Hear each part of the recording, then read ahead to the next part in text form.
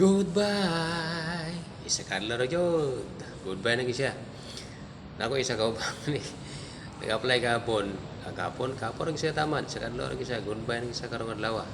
Kay gitagaan siya og treatise daw. Ingon sa treatise isa semana. Isa semana ng treatise eh. So observation.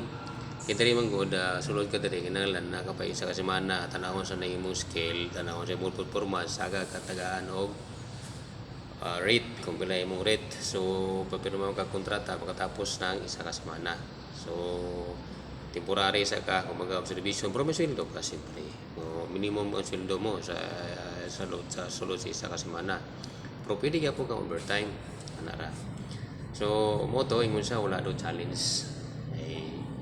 Di doon niya magamit ang skill. So kay kasi hapon wala may welding mo diri, wala welding mo diri ko usahay may mga support siya pwede ka mag-welding pero kahapon wala mo sa nag-welding ingon siya may welding mo diri ako so usahay may welding pero hindi ko na nga i-call welder siya magamit gini mo skill ng i-call welder dili sa mga support sa diri so ingon siya wala challenge so mo to sa kadlaw ra gyud siya